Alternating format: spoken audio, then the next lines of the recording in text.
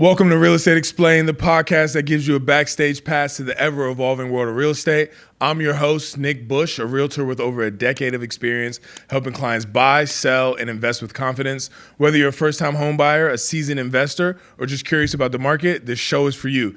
Each week, we'll dive into trending topics, break down the latest real estate news, and bring you expert interviews with the pros so you're prepared for every step of the journey. Ready to turn your real estate goals into reality? Keep watching. Circle, and right in between there, and he's like, there's a circle, and it's literally, that's the logo. It's like S dot. And I was like, there's a circle. And I'm like, how did you like come up with that just off the fly? Anyway, it was super cool. Yeah. It's interesting when you're talking to kind of like high pros. performers like that, because you know Kerry Scholl? Yeah. I hadn't, Kerry Scholl's like one of the whales in the area around here, and I had never met her in like, my whole career. And I went to one of those hyper fast events, and she got up on stage and started talking. And after the first minute, you're like, oh, okay. Yeah, I get it. It's the same, like Jason Shepard acts the same way. Yeah. Like when you just he starts talking, and you're just like, oh, okay. Yeah, I get it. I get it. I get why you're crushing. You're running circles around everyone. Like you just have the, you just have the thing. That's a really cool experience from like basically the, at least marketed wise. Like, and I'm a fanboy too. Like the best agent in the country. Yeah. He's Ryan? like figured out the game. Yeah. I actually got into real estate because I was watching $1 Million Listing. It was one of the factors. Like I was trying to figure out what I wanted to do, but I definitely walked in my mom's living room. And he like made a $90,000 commission, and I was like, "That's dope." I want to do that when I grow up. Yeah, let's see how to do that. So actually, I just discovered this is great. We get to go with the Sirhan agent and fanboys. So I don't know if you guys know this, but I love $1 Million Listing. I hate like the Bravo like fix and flip shows, but I like watching the real estate sales show, right? Like ironically, and I discovered like 2 months ago that I have Comcast. Is Xfinity Comcast? I think so now. Yeah, so I have Comcast, and there's $1 Million Listing channel. So Comcast has these like basically like marathon channels. And so channel 4246 is just like I just randomly discovered it one day. It was like $1 Million Listing, and it's just on like $1 Million Listing reruns from the LA show and the New York show. So you're like secretly his biggest fanboy. Well, also across the world, and you secretly had me come on. Yeah, this is all a This is your plug. So See if let's I get can to meet New York. Ryan. And so like I like Josh Flagg and everything, but I'm watching $1 Million Listing like all day now. But because it's really good, like in the background when you're not paying attention to the TV, it's just like good to be on. And then like when you feel like watching TV, you're just like, oh, I can just watch this for a second, because I'm like a TV watcher. I'm like a series watcher. Yeah. I'm not like a, there's only like so much like ESPN's like Sports Center I want to watch, and then my wife and I are like locking in on like shows. And so throughout the day, it's just like, and like $1 Million Listing is just on in the background, and like I'm watching it, not watching it, watching it, not watching it. So I know. With $1 Million Listing, I mean, I was a fan, Yeah. And Ryan was like obviously my favorite person on the show too. But like my respect for him wasn't like, I mean, I respected him just as a person, but like my respect level for him went to another stratosphere when he released his first book. And I was like, right. Sell it like Sirhan. Yeah, because you don't Great know, book. like, is this guy just like a celebrity, that like plays a agent on TV? And I read his book, and I was like, my mind was blown with some of the concepts, like just about having as many balls in the air at one time as possible, and just keep adding balls in the air. Yeah. Because some of those balls are going to drop, but the more balls you have in the air, it's okay that some drop because you have more balls in the air. And like it sounds like such a simple concept, but. And there were so many others, about building your brand, and it totally opened my eyes to like, wow, this guy's a genius. That follow through, follow back is legit too. Yeah, like this guy really knows what he's talking about. And that was, I don't know, what, 8 years ago that he wrote that book, or maybe 10 years ago now. Yeah. So it was a long time ago. Well, let's intro you, bro. We just like going in. I was gonna say, let's get it going. But this is how. So I say this I'm gonna stop saying this, bro. I'm always like, yo, we start cold like Joe Rogan, Yeah. But eventually, we're not big stars yet, so we actually have to introduce ourselves. The Joe Rogan guests, they don't have to do that. Well, speak for yourself. Well, I'm just kidding. So first, I want to shout out. I never introduced myself because like whatever. But like first, I want to shout out my guy Glendon Grose, future co-host. He's been on the pod like 6-7 times. We just did our first trial run. We finished it 10 minutes ago, and now we got MJ in the seat. So one of you guys can. I don't know who should introduce themselves first, but Glendon, you can go ahead, and then MJ, you can tell us who you are also. Yeah. I'll actually kind of segue into MJ. Glendon Grose here with Movement Mortgage. I've been in the business for 8 years plus, going on 9, I think, something like that, depending on how you do math. I love this stuff, man. I love talking real estate. We love chopping it up. We love laughing about it, arguing about it, fighting about it, debating it. And I've known MJ now for probably 2 or 3 years now. Getting to know him and watching him grow his business and his brand. And he's going to tell us more about where they're going. But yeah, MJ, tell us a little bit about Frazier Group and yourself and your brand. Most important thing about me is this month I'm celebrating 15 years of marriage. Congrats. To my beautiful wife. And I'm a girl dad, 3 girls. That's great. Those are the 2 most important things about me. Frazier Group, Frazier Group is, we're 8 people strong right now. We cover all the DMV. We cover Maryland, we cover DC and Virginia. If you do the DMV in order, I guess that's DC, Maryland, Virginia. We cover the whole region, and we're all about values and also selling luxury. And luxury to us is maybe different than what luxury is defined by some people. But everybody that's on the team really believes in what we do and our luxury experience that we're trying to deliver to buyers and sellers and investors.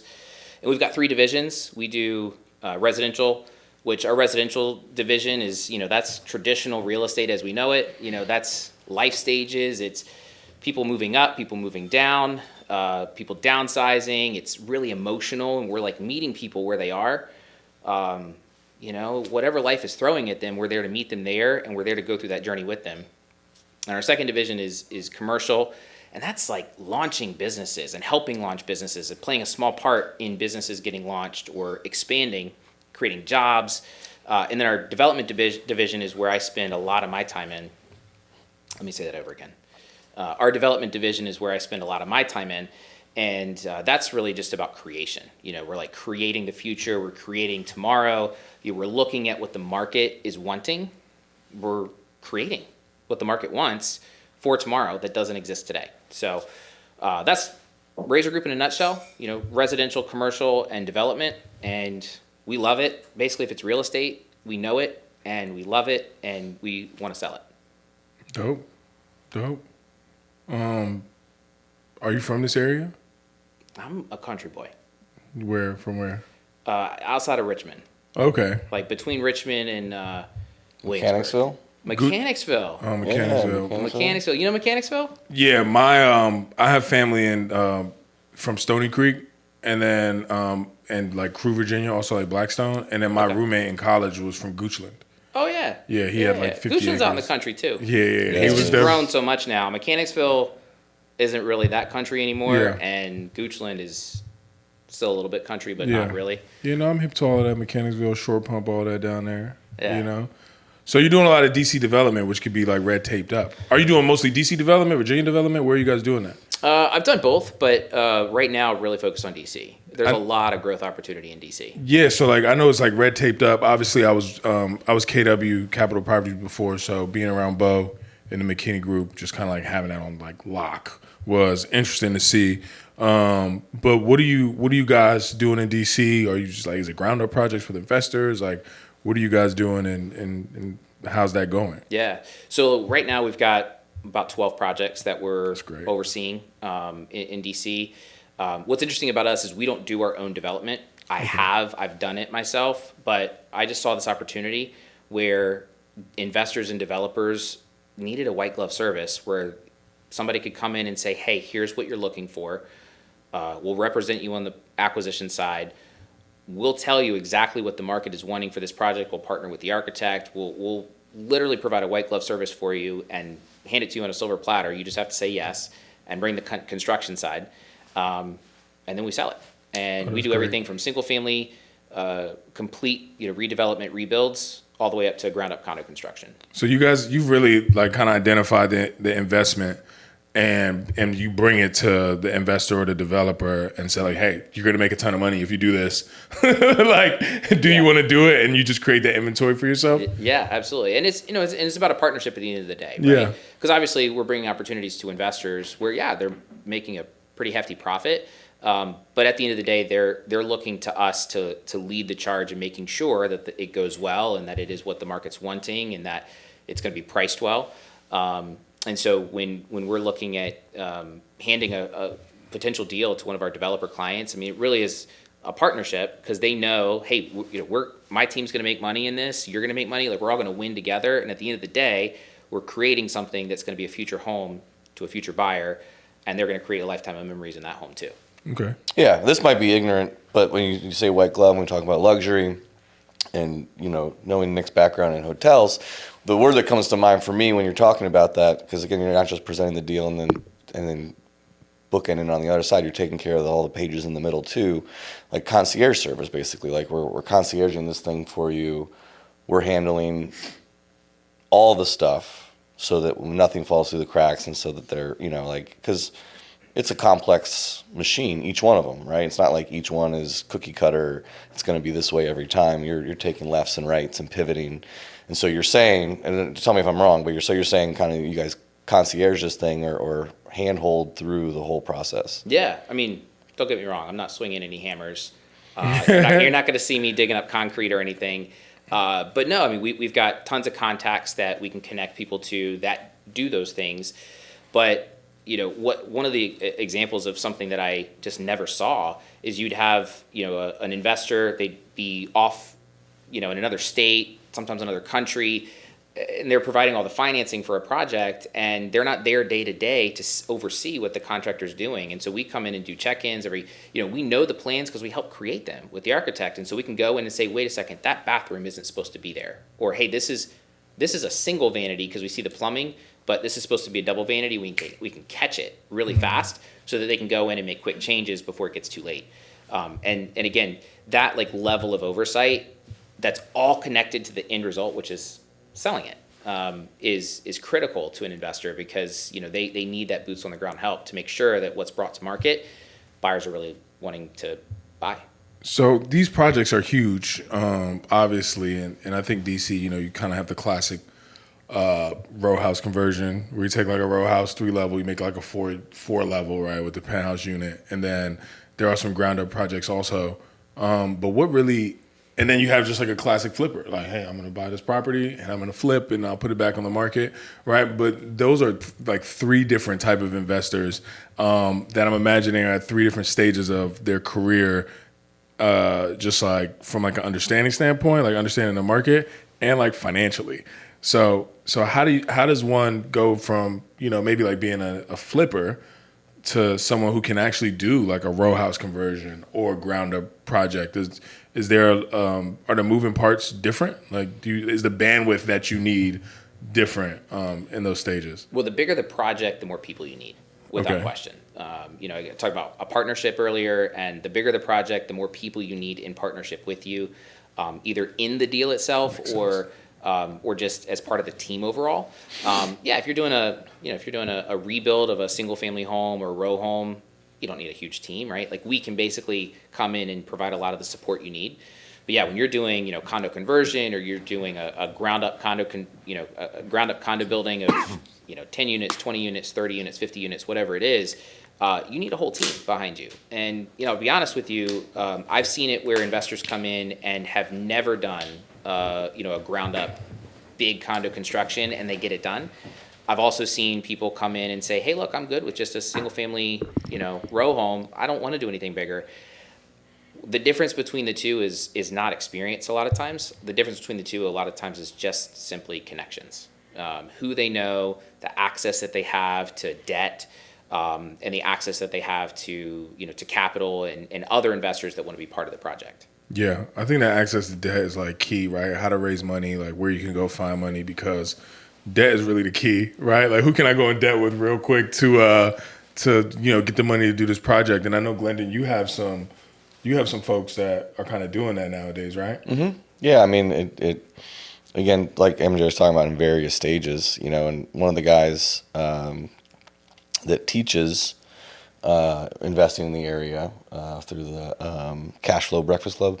Omni and Lee Johnson. I don't know if you met them No, before. but I think I need to be a part of that. Yeah, they're brilliant. I had a Zoom call with Lee like a month ago. Yeah, brilliant guys, but they'll tell you that the first thing they're like, just like any business, access to capital is the most important thing. You have to be able to see the project through, and that takes money. Yeah. Like you said, to the scale and size of the project, it doesn't really matter. The bigger the project, the more money you're going to need. Like, it's just simple math, right? So then it's where you get the capital, and then how do you incentivize the person giving you the capital? Because if it's not your money, someone else wants their piece, right? But how do you do that judiciously in a way that everybody wins, right? And I guess, as you guys as agents, like, that's where those negotiations really come into play, where it's like, how do we make this a win-win-win-win-win for everybody so that we all walk out of here with some money, also developing a neighborhood, also improving the life of a homeowner or a home seller or whatever. Like, everybody has to win, and that's the only way that really the economics of scale work, right? So are you coaching your clients through that, or are you going with experienced investors and developers typically? All of it, all of the above. Yeah. We have some brand new investors. In fact, last week I just met with somebody that was like, hey, we've known each other for years, but they said, hey, look, we've seen what you do. We want to do it. We don't know how to do it. Can you coach us through it, right? And so they're looking to us as to help them start that process. And then we have very, very, very experienced developers and private equity firms and people that really know what they're doing and are well funded across the board, right? But I think the bigger the bigger the institution, like a private equity firm, they typically are doing bigger projects because they have the means to do so. Yeah, I always go back to that Magic Johnson clip when he was talking to Maverick Carter, LeBron's guy, and they're just like, and Magic's basically like, I don't even get out of bed for the small deals, right? I only do the big deals. Billionaire Magic Johnson. But his point was, he's like, it's going to take the same amount of time and kind of stress level. Yeah. And I would argue that the smaller deals have more stress involved, right? 100%. At least on our side, Yeah. And he's like, I'm only going to do the big development deals, or the big deals at all. Do you find like that's the case? Like, bigger project, I don't know, like ground up 30 unit is a little easier than maybe like a row house conversion or a typical flip? Yeah, well, I'll share a story. I did this presentation to a small group of investors that were thinking about doing investing in DC, and one of them, he has a banking background, and he knows probably just the who's who, right, in the banking industry. And he heard everything, and he saw, and I was trying to show, like, hey, you take this much money, and you can recycle that money over and over and over again and create this and do more projects and buy more properties. And he looked at me and he goes, why isn't Blackstone doing this? Why aren't the big banks doing this? Yeah. And I said, just what you said, because it's too small and it's too much work. So they do the big deals. They only do the big deals. But the reality is there's a lot of opportunity for investors in building amazing single-family homes in not just DC, I mean anywhere across the country. People are wanting, COVID, people wanted to move out to the country, right? Everybody worked from home, and they're like, I want some space, I want a pool. We know how that happened. And now we're seeing more and more people moving back to the city. You have companies that are saying, hey, you got to come back to the office. The government's saying you got to come back to the office. In our area, we've got more federal government workers than, of course, anywhere else in the country. And then all of the support to the government, all of the government contractors and just everybody that supports the government, which we all know, we have clients that fit in that bucket, and they're being told to come back to work. And that hour-and-a-half commute that they knew that they may have to have one day, well, now that's a reality 5 days a week. And so people are moving closer. And so I'm really bullish on DC. I think DC is going to be a great place for people to invest in, now. And as more companies are starting to require people to be in the office, I think more and more and more we're going to see people move either into the city or really close.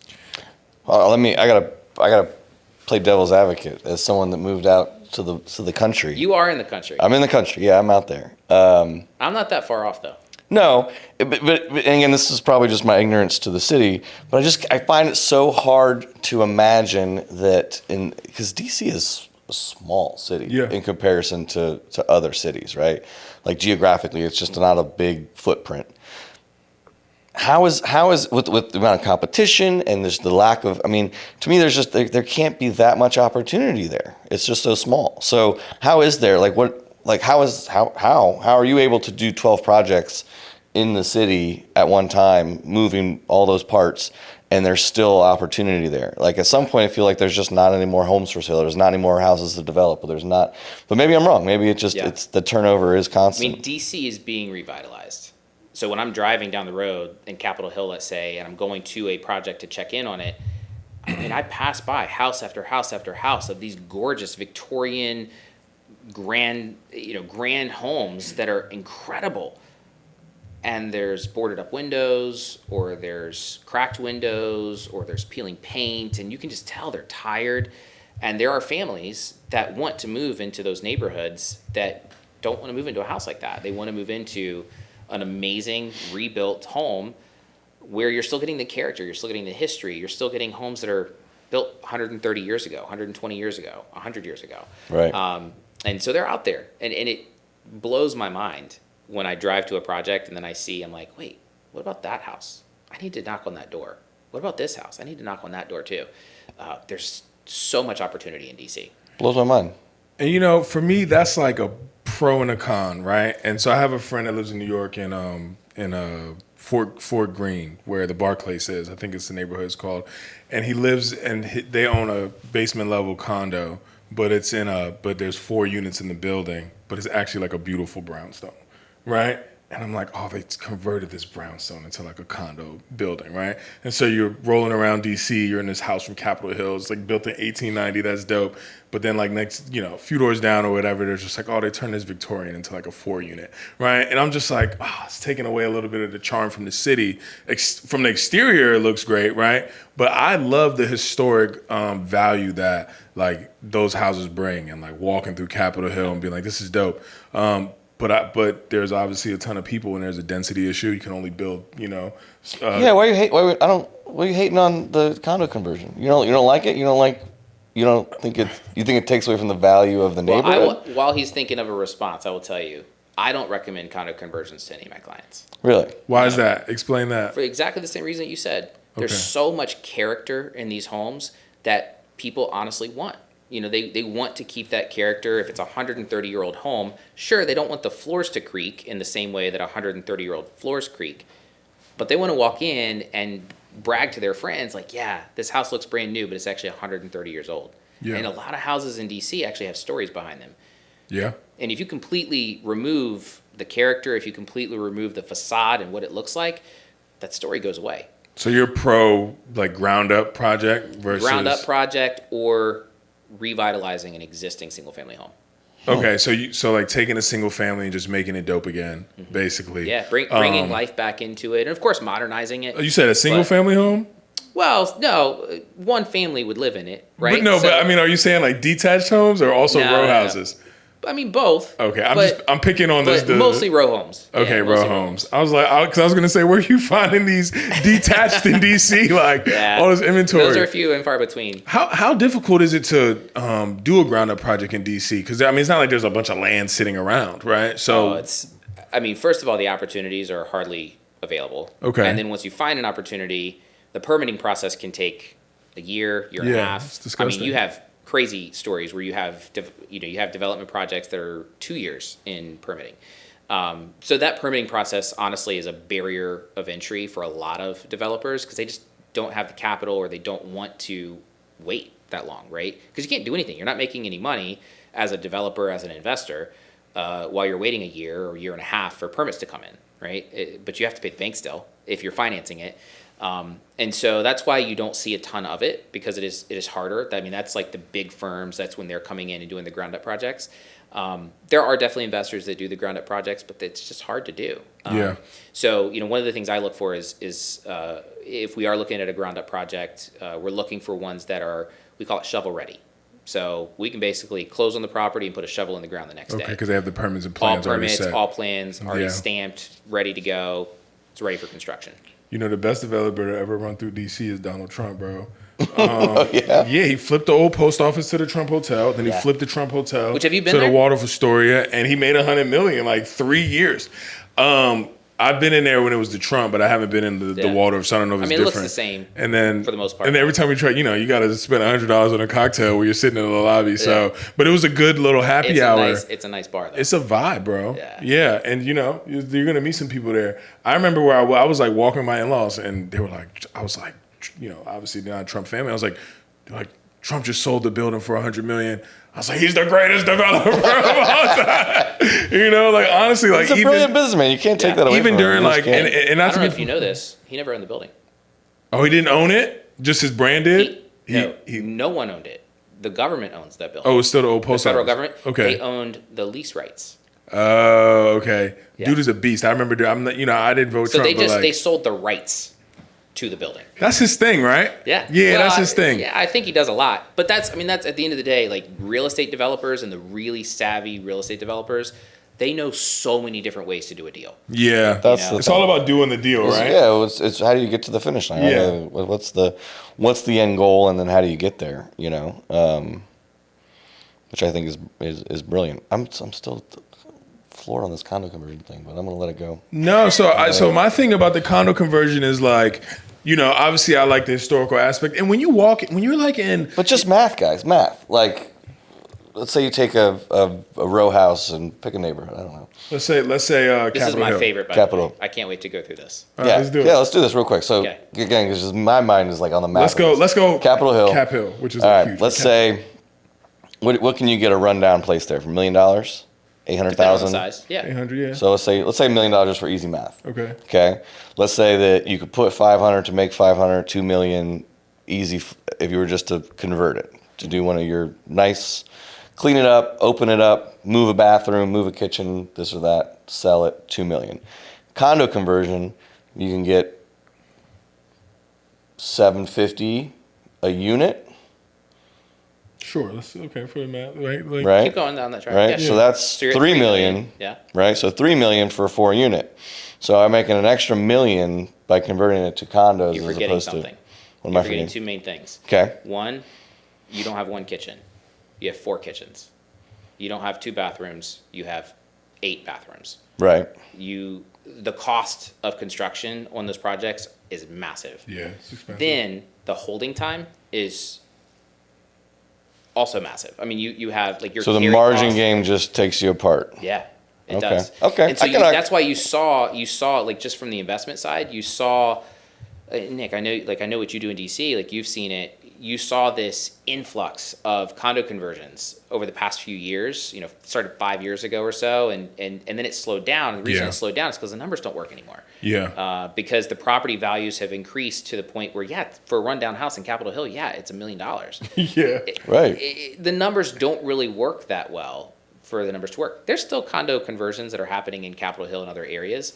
But I'm seeing more, I don't know if you agree or if this is what you're seeing, but I'm seeing more like condo conversions that are happening now, more so in like, I think people are taking risks to figure out where the hot up and coming areas are going to be, but they're not necessarily hot and up and coming now. Like areas like Trinidad. Okay. Areas like Trinidad. I don't know. What are some areas? You see it? I'm gonna tell you, Trinidad is gonna be developing forever, dude. Well, Oh that's my why I said, gosh. like the hot and up and coming areas that are not yet hot and up and coming. You know what's hot and up and coming? Riggs Park. So Michigan Park and Brookland had Like its up kind of north. revival name. Yeah. Riggs Park is popping. I have a client who has a house there. She's looking to buy and then sell. She's just like getting ready, and I was looking at the comps, and I'm like, there aren't a lot of comps, right? She's like in the mid 5s. What she have a 3-bed, 2-bath, like semi-detached, right? 3 levels. And I'm looking at the comps, and I'm like, God, there's not a lot of comps. And she bought for 500 in 2022, and the value hasn't grown that much. It's only probably worth like 550 at the top end now. But so when I'm looking at comps, I'm looking at and then I go down like, what was really selling? I was like, oh, like these were selling in the high 3s. There's a bunch of high 3s of this like style house. I was like, oh, that's because they needed full guts. This neighborhood is going to develop soon. Like I know that like investors are now buying like her property from the person who owned it for 40 years or has got passed down into 350, and they're going to try to flip. Now the numbers aren't there to flip yet, but they will. That's be what in a couple years. Yeah, so I had an agent that does flips as well, and they've always done Virginia, and then she took a crack at DC, and it was this beautiful job, did a great job, and it sat and it sat and it sat. I think we know the same person. Yeah, you know them. Yeah. But, and she was looking at me to try to do like a DSCR refinance or just rent it and keep it, because she's like, the value is there. I'm just like 3 years ahead of this thing. So this is what I think go ahead. Well, that's just the timing of it's also there, right? Where it's like, if you're developing a neighborhood, if you're the first one and all the other houses are still shit around you, you're kind of stuck because you're not comped out, and you're asking people to take a risk to move into there before it's developed. I always tell my clients, I was like, we don't want to be the first one to develop a property in a neighborhood. I think that DC's oversaturated with investors, right? Like oversaturated. I think it's also oversaturated with the wholesalers that are trying to hit home runs every time, right? And that's a whole side of the world that most people don't know about. Yeah. I think also right now, everyone is just building the same product. It's the same product. So it's got white oak floors. It's got a black metal railing going up the stairs. The staircase is on the right.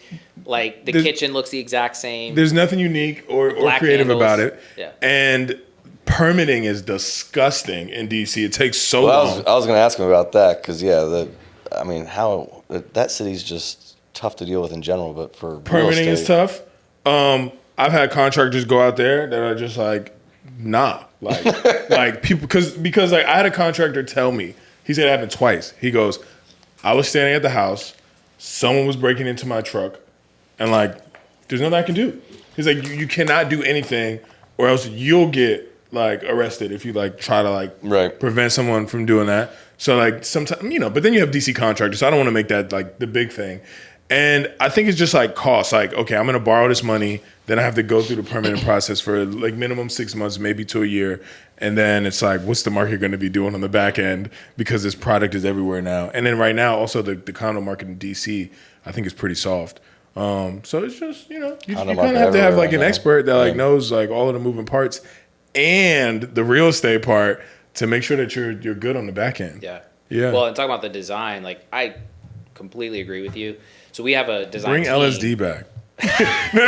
No, like I don't know if you see like I saw this one commercial where it was like if you look at like design from the sound, like and everything like architecture, cars, like why is it dope to see like a 68 Mustang? You're like, yo, because they don't build those anymore. Like all the old schools are dope, right? Like because you're just like, oh, the next new box, like I have a Range Rover, right? Like the Range Rover, like the Jeep Grand Cherokee, the new Jeep Grand Cherokees, and the new Range Rovers, they just like squared out the front and made them boxes, right? Like let's bring it back, so we can bring back something. I know. No, I'm not actually telling. I think I'm supposed to give a disclosure that I don't mean that, but go ahead. Well, there's actually like even design. Within Sirhan, like we've done some really cool marketing campaigns where we've taken these ads from the 50s and the 60s and things that worked super super well and have actually replicated. What they look like to sell property because that stuff works and it's different.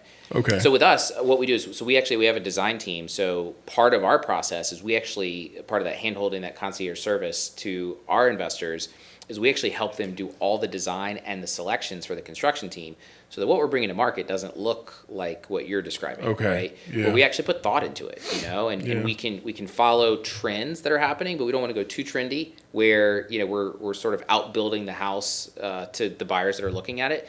But also at the same time, we're actually putting thought into it where like you can really tell the design was done by somebody that like really cared about the project. So DC is an interesting city, right? Where it's just like, it's like very liberal by voting, but like I think there's still a lot of conservative thinking people, right? Like there's not a bunch of creatives in DC. You go to the happy hour, people are like, what do you do for work, right? Like it's kind of our city. So you have all these like liberal people that are kind of like would prefer to live in a box though, right? Like not like from a real estate standpoint, but just the like affluence, in life, right? It's a high net worth and it's area. Affluent and high net worth. Yeah. So what does the average DC buyer like from like a development standpoint? Like what do they want you to build?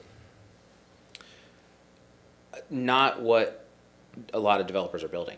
Okay. To your point, Yeah. Like, it's not to say, like, white oak floors look good. Yeah. So people like those. But aside from that, like, people aren't wanting just the same cookie cutter new construction home that you find in DC. And I say new construction, it could be a 100-year-old house. Yeah. But on the inside, it's new construction. Buyers looking at new construction, when they see that those design details that are like extra thought, I'm gonna give a shout out to somebody, Summit Homes and my boy Chris, I've heard of those guys. with Summit. Like, they put out some incredible homes that are just like, you can go in and you can see like, oh, this isn't like, somebody really put thought into this home, and buyers really appreciate it, and it shows because they sell really, really well. Yeah. And then you have other development projects that sit on the market for 6 months, and they've done 6 price reductions, and then they pull it off the market and they have to refinance it because they didn't sell, right? So I think that design is it's a secret sauce, honestly, in development, and actually putting thought behind what this home is going to look like in the beginning, not just at the end, but in the beginning, is so critically important, so that people don't walk in and be like, oh, it's another one of these, And I've talked to a lot of agents, in fact, that they say like, oh, is it another one of those, is it another one of those new construction, but not new construction homes? Because you've seen it, like, you've seen it 100 times in DC. But that's what we try not to build. Is we really try to build homes that are, again, they're thoughtful. Yeah. And also we want to take the neighborhood into account too. Like, if it's in Capitol Hill, Capitol Hill, the buyers in Capitol Hill would probably appreciate a more charming kind of. Yeah, a little bit more charming. Brings in the anything. Victorian.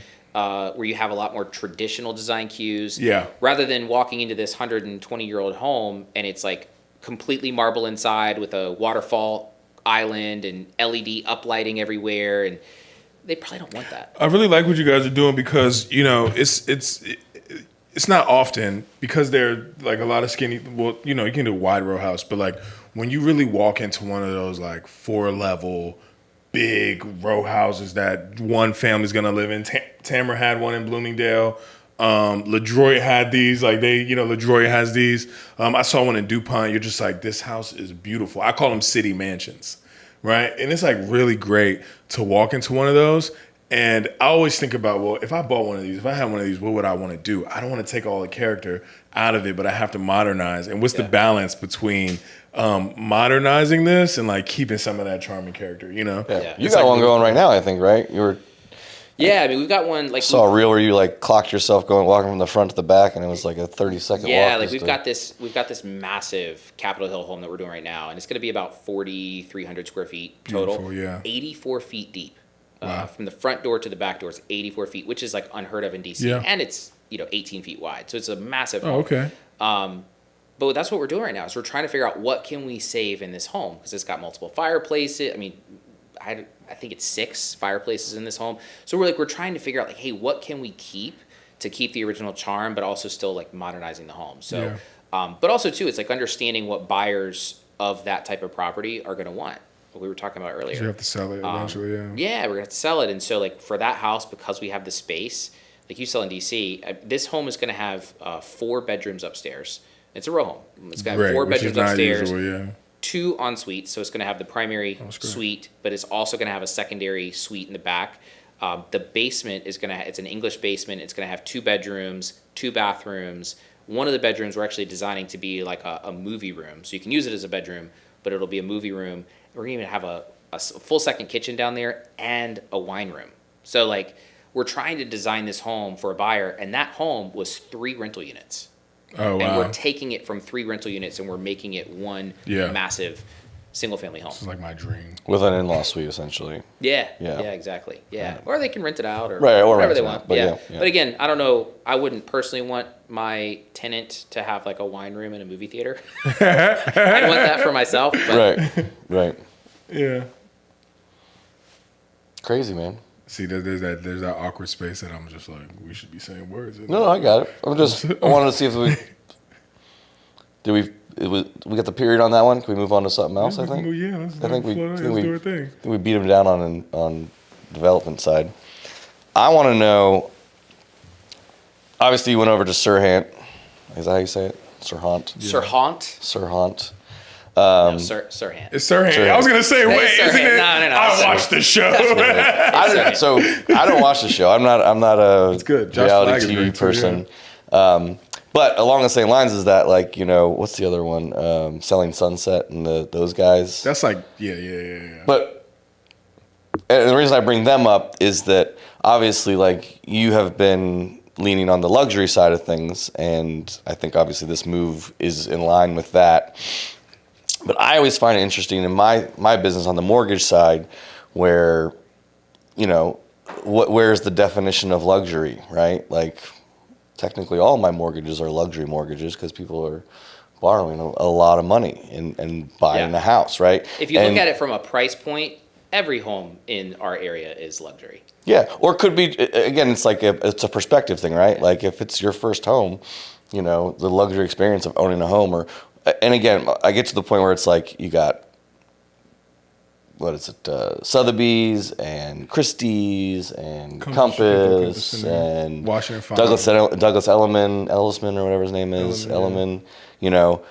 So the first question is, what defines luxury in the landscape of real estate as opposed to not? Like, some brands say they're luxury, but again, I've seen agents that are at Sotheby's, no offense to Sotheby's, but I've seen agents there that I'm like, that's not a luxury agent. Just because you're there doesn't necessarily mean you're luxury, right? Yeah. Like, where's the badge of honor in that, I guess? And then the second question is, I'm interested in how you answer this question because I have a response. Go ahead. Okay, and then the second question we can get to later, but do you also think, so obviously he's coming here, Sir Hant is coming here, Douglas Elliman's coming here, Real Estate of America is coming, like a lot of luxury brands from other geographics are coming here. Is this the new hotspot in real estate, the DC market? Is it are the guys from Selling Sunset going to be coming here too, to try to tap into, obviously he's doing it before they are, but should we be ready? Is this coming? Are they all coming? Because you obviously found out before all of us did. Yeah. Are people banging down the doors to get into the market share of DC? I mean, I definitely, I think so. There's no question that DC is a hot market, and I've had this conversation for years with clients about why the DC metro market for us, like if it's a buyer, right? And what I tell them, I was like, well, the thing about New York, right? New York is the financial capital of the world. Arguably, you could say San Francisco or the San Francisco area is like a tech hub of the world, right? And that changes. But here's the thing. At a moment's notice, you can change what the financial capital of the world is. At a moment's notice, and it's been happening over the course of the last 5 years, San Francisco doesn't have as much of a stronghold on the tech sector. Silicon Valley is not old Silicon Valley. It's obviously a big deal still, but it's not quite. The thing about our market is we have 3 industries that physically cannot change. Physically. You can't pick up the White House and move it somewhere. So our federal government is always going to be based here. So what that then leads to is the federal government's always going to be here. So therefore, the hundreds of billions and trillions of dollars that the government spends to support our government and to make our government run, those are all based here. Right? So you have like Amazon and Google, and you have all these big tech firms that are moving either their headquarters here or they're moving like a secondary headquarters here, like Amazon HQ2, all the properties. And then the cloud pretty much is in Loudoun County. Yeah. 70% of the world's internet traffic runs through Northern Virginia. You can't change those characteristics. And so when you look at where to invest in real estate and where to buy in real estate, if it were my money, I'd say, hey, I want to invest in the place that I know physically cannot change no matter what. So when you look at history, that's why our market here has been resilient through some downturns in the real estate market, which, the real estate market has been affected by other things when there's been a downturn, like in, 2006 to 2009, like that time frame when everything tanked, the whole worldwide economy was really bad. Our market was affected, but maybe some areas of the country had depreciation of like 50% or more. Our market maybe depreciated 25%, right? And we recovered way faster. Yeah. And so that's why our market here is so critical. And then also too, you have so many really affluent people and really influential people that are moving to this area so that they can have access to all of those things. Mark Zuckerberg actually just closed on a property last year in Palisades in DC, and it's all public, it's public knowledge. Yeah. Bezos is but he's here. building a little compound here. Bezos has a property here, and Bezos's property is actually not too far away from DuPont Circle. I'll give you his address later. Just kidding, I don't know it. But no, there's a lot of big personalities that are in the DC area, and especially even when you go out to like the outskirts, when you go out to areas like Fauquier County and Warrenton and like southern Loudoun County and far out in Loudoun County. That's where I'm at. Shout out Haymarket. you have these massive estates that are 50 acres, 100 acres, 200 acres, 500 acres, and no one knows who lives there. But if you did know, you'd say, "Huh, I didn't know they had a house here." So that's why this market is. I think there's so much looking in. So many people looking at this market, and the smart people in the brokerage game are looking at the DC market and saying, "Yeah, we want to be there." So back to the brokerage game. Yeah. Give us the luxury answer. The luxury answer, okay. So are they coming, and what is luxury, and what does that even mean? Yeah. Wait, who coming? All these other luxury brands. Oh, these other luxury brands. Well, Selling Sunset, that's Mauricio. Oppenheim Group. Oh, it's yeah. Oppenheimer. That's Oppenheimer. Yeah. So no, I haven't heard anything about whether they're coming. So maybe somebody. I know Douglas Elliman is coming. They're here. They're here already. Yeah, they're here already. I think the agency is Mauricio's brand. They're here. Yeah, the agency is here. And then, so there are some bigger brands. What's unique about Serhant is, Serhant has an unprecedented following, and we've got like 10 million followers across all our platforms, and that doesn't include all the millions and millions of people that watch the show that's on Netflix right now, Owning Manhattan, which season 2 is coming out in December. That just got announced a few weeks ago, and who knows how many people that is. So like our following, no one can touch it, and so I mean, bring on. All the other brokerages that want to come to the area, like we're fine. I mean, we need competition. Like that keeps us all hungry, right? It keeps us hungry. It keeps us working hard because this is a great market to come into. But we feel really confident in what Serhant is going to bring to the market, both in the luxury space, but also bringing a luxury experience to really all price points. Because to us, that's what luxury is. Like luxury is about an experience. That you have, and even if it's a $400,000 condo, like with us and our team, I mean, you really have we have a client experience manager who literally her role is to make sure that our clients have a great experience and that they are handheld and touched at like every single critical point throughout the transaction, so that it's not a transaction to them, that they really are experiencing buying a home. And to us, that's what luxury is. Of course, you can define luxury. Defining luxury is, technically speaking, the Institute of Luxury Home Marketing defines it as the top 10% of home sales in a county or in a market. So you can define it that way. I don't really do that. Right. I mean, I think luxury it's about an experience that you go through, right? And that buyer that's buying a $400,000 condo, one day they probably will buy $1 million property. They probably will buy a $2 million or $3 million property. And what we want to do is we want to create a great experience so that they remember us, that they had a great experience when they bought that $400,000 condo, so that when they go to sell that and they go to buy their $2 million forever home, we're who they think of.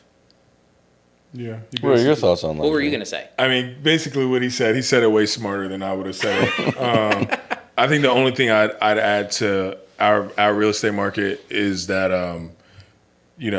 kind of in what you were summing up is we have a great city that has a lot of advantages, but we also have great suburbs as well. And our great suburbs extend an hour to an hour and a half outside of the city. True. And not just like surrounding, Arlington, Alexandria, like those areas. Like you can go an hour and a half out and you're still around the 1% and then also suburb. There's a ton of diversity here, and we have one of the best school like our school districts often rank at the Fairfax County, Loudoun County. We have the best school districts also. So it's great for families as well, and families of like affluent people, So I think that is like another reason why it's great here.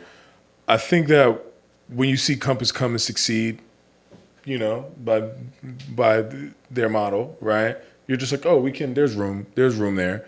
And so I think like brokerage, like who cares, right? It's just like the brokerage is coming because they feel like they can make money there. Of course. Right?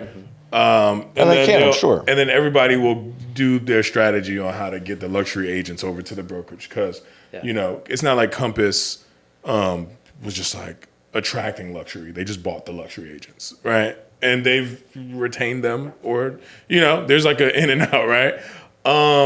I've never looked at Sirhan as like pure luxury, although he does sell a lot of, you know, expensive homes. I look at him more as like development, kind of what MJ is describing. But I know, and I'm not on the inside of his experience, but I know that he's pitching like the luxury experience thing. But I would say that luxury is not a price point; it is an experience. Like the difference between, you know, like a Ritz-Carlton where I worked, it does cost more than, you know, the Holiday Inn. But like when you go to the Ritz-Carlton, there's something completely different happening than at the Holiday Inn. Right. And it's almost to sum it up, it's kind of like you can go to a restaurant and you can have to put your napkin down on your lap, or somebody can come put your napkin down on your lap. It's just two totally different calibers. Yeah, when you walk space. into the Ritz-Carlton and you go to your room, they don't have a different place to sleep. Yeah. It's a bed. Yeah. It's a bed. And they have a bathroom with a toilet and a shower. And you walk in and you check in. Yeah. I mean, there's no difference in Holiday Inn versus the Ritz. But when you walk in, your experience, when you go through the front door, it's totally different. Yeah. It's totally different. So yeah, MJ said it all. He's just way smarter. He elaborated way better than I could. You know? Well, it's relationship, and I've told you this before, probably in one of our old podcasts that we've done. But like when I was in the restaurant business, that's what we used to train people. And we'd say, you know, you can get a beer and a burger anywhere, right? Yeah. It's why they come back is the thing, right? Yeah. Like what's the experience? Like you said, the relationship, the emotion that's behind it, the uniqueness. Because if it's just a beer and a burger, just go to Fuddruckers. They go anywhere, you know, wherever they're going to go. Yeah. Well, and to what you were saying earlier, where it's like, where you were saying you don't see Sirhan as like luxury. Not like in a disrespectful way. No. But it's like more of a development company. It's been so interesting to see like what everybody's like once the announcement came out just a couple weeks ago, like what everybody's perception has been, right? And you know, some people are like, "Oh my gosh, like we love Sirhan, or we love Ryan, or we love the show, whatever it is, right?" I've been watching him for years, and we have some people that say like, "Hey, that's cool, good for you, love you," but like I don't know anything about what that is. What's cool though is there are within the Sirhan brand. I mean, there are. I just looked at it yesterday. Actually, there's like 7. We have 7 listings right now over $60 million. Yeah. In New York and in Florida and in other areas as well. Right now, I've got a $12.5 million listing right now. I'm like, whew! I have a $12.5 million listing. That is the 50th most expensive listing at the brokerage right now. Yeah. It's insane the following that has been created through.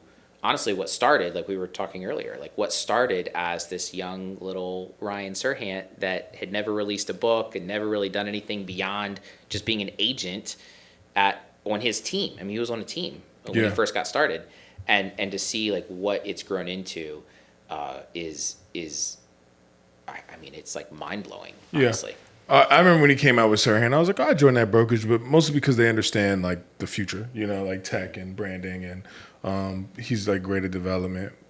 Just to kind of put the button in on like the luxury experience and kind of giving like someone who I think that does that the right way. Like what luxury, like Daniel Hyder is luxury. That's luxury real estate.